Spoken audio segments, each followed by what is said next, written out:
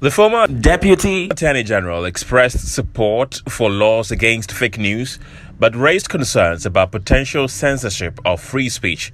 He emphasized the need for broader stakeholder consultation in drafting the bill. He stressed that transparency and accountability are key to ensuring that any legislation introduced is balanced, democratic, and in line with Ghana's constitutional provisions on fundamental human rights. I've said it's basically because of the right to free speech. It's a constitutional right, it's a fundamental right, and that it is part of our democracy that people on the other side must also express their dissent.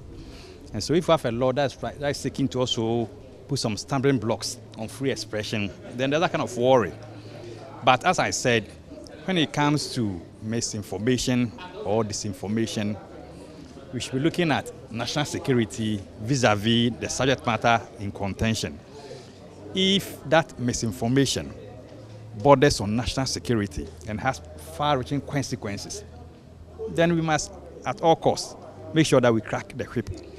But criminalizing speech, as you know, has been outlawed in Ghana. In fact, in 2001, the law on criminal libel was repealed. And the remnant left is what we have under Section 208. And under 208, it talks about fear and panic. And so the question, that's why I pose that question. If it's about fear and panic, then it means a lot of people may be arrested. But if we can fine-tune the law, have a standalone legislation, trying to figure out all the scenarios and come up with a very good law, I'm all for it.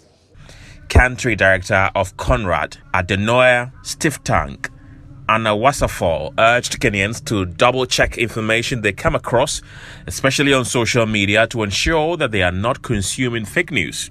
I think the social media platforms are definitely part of the responsible infrastructure to do that. And as I also mentioned, there are efforts to also work on legislation that, for example, makes it obligatory to highlight if something has been digitally altered or if something has been made with AI.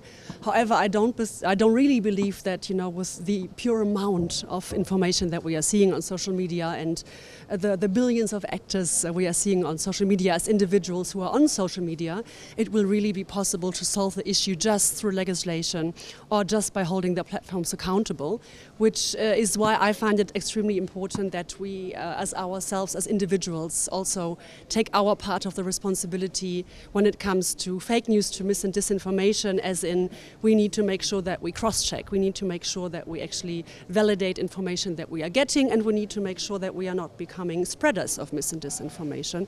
Daniel Otinewa is the SRC president of the Ghana School of Law. For us, from a world perspective, it's actually sad. You have big people and people of huge influence on social media, usually peddling out whatever information without fact-checking, and it becomes a problem because these people have influence, they have followers and other people who actually listen or follow their lead. So it's quite problematic, and we're trying to find a way to curate our media and information space to make it more authentic.